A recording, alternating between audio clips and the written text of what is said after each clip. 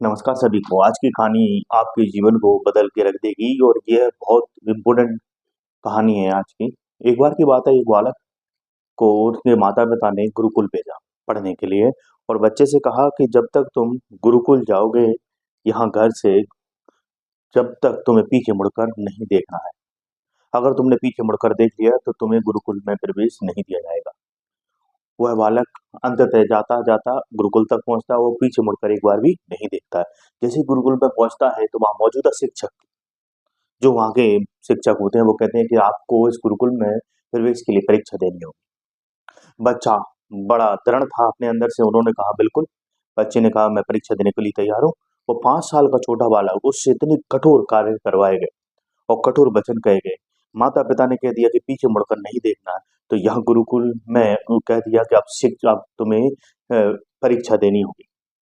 तो उस बच्चे को कहा शिक्षक ने कि जाओ जाकर जो जो गुरुकुल का आश्रम का द्वार है, उस पर जाकर ध्यान में बैठ जाओ। जब तक मैं ना कहूँ, जब तक ध्यान में बैठे रहना।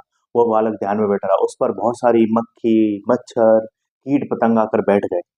यहाँ तक कि उस गुरुकुल और आश्रम में जितने भी बच्चे थे, उसके चारों तरफ घूम रहे थे, शोर कर रहे थे, फिर भी वह बच्चा बालक ध्यान में बैठा रहा। 4 से 5 घंटे बीत गए, तब जाके गुरुजी ने जाकर, शिक्षक ने जाकर, टीचर ने जाकर उसे ध्यान से जगाया और कहा कि अब तुम इस गुरुकुल में पढ़ने के लिए योग्य हो। अर्थात इस कहानी से हमें क्या शिक्षा मिलती है कि आज हम बालकों को देखते हैं, बच्चों को देखते हैं, वो छोटी-छोटी बातों पर क्रोधित हो जाते हैं, वो पेरेंट्स की बात ही नहीं मानते।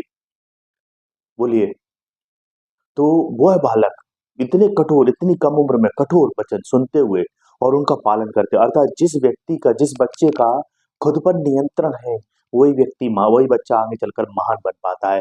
जिन बच्चों का अपने ऊपर नियंत्रण ही नहीं है, जिन स्टूडेंटों का अपने ऊपर नियंत्रण ही नहीं है, वो क्या खाक पढ़ेंगे बताइए? क्या आगे बढ़ेंगे बताइए? तो 5 मिनट बाद मोबाइल चाहिए, 10 मिनट बाद ये चाहिए।